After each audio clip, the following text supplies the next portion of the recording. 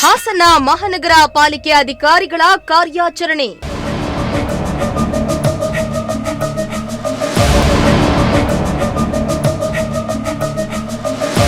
JCB ಮೂಲಕ ಅನಧಿಕೃತ ಗೂಡಂಗಡಿಗಳ ಒತ್ತುವರಿ ತೆರವು.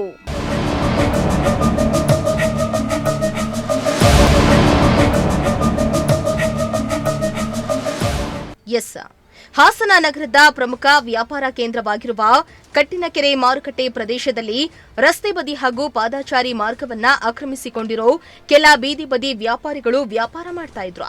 ಇದರಿಂದ ಸಾರ್ವಜನಿಕರಿಗೆ ತೊಂದರೆಯಾಗ್ತಾ ಇತ್ತು. ಈ ಬೆನ್ನಲ್ಲೇ ಅನಧಿಕೃತವಾಗಿ ನಿರ್ಮಿಸಿಕೊಂಡಿದ್ದ ಗೂಡಂಗಡಿಗಳ ವಿರುದ್ಧ ಮಹಾನಗರ ಪಾಲಿಕೆ ಅಧಿಕಾರಿಗಳು ದಿಢೀರ್ ಕಾರ್ಯಾಚರಣೆಯನ್ನ ನಡೆಸಿ ತೆರವು ಕಾರ್ಯವನ್ನ ಮಾಡಿದ್ದಾರೆ.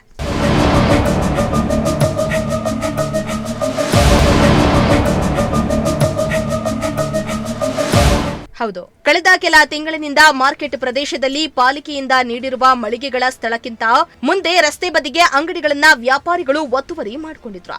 ಅಲ್ಲದೆ ಯುಜಿಡಿ ಕಟ್ಕೊಂಡಿದ್ರು, ಅದು ಗೊತ್ತಾಗದ ರೀತಿ ಮುಚ್ಚಿದ್ರು. ರಸ್ತೆ ಕಾಣದಂತೆ ಪ್ಲಾಸ್ಟಿಕ್ ಟಾರ್ಪಲ್ ಅನ್ನ ಹಾಕಿದ್ರು.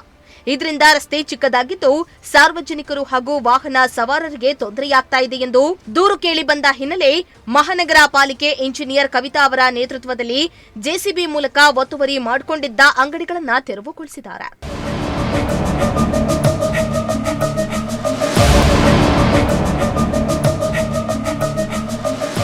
ಇನ್ನು ಕೆಲ ವ್ಯಾಪಾರಿಗಳು ಸ್ವಯಂ ಪ್ರೇರಿತರಾಗಿ ಅಂಗಡಿಗಳನ್ನ ತೆರವುಗೊಳಿಸಲು ಅವಕಾಶ ಕೇಳಿದ್ರೆ ಮತ್ತೆ ಕೆಲವು ವ್ಯಾಪಾರಸ್ಥರು ಕಾರ್ಯಾಚರಣೆಗೆ ವಿರೋಧವನ್ನ ವ್ಯಕ್ತಪಡಿಸಿದ್ರು.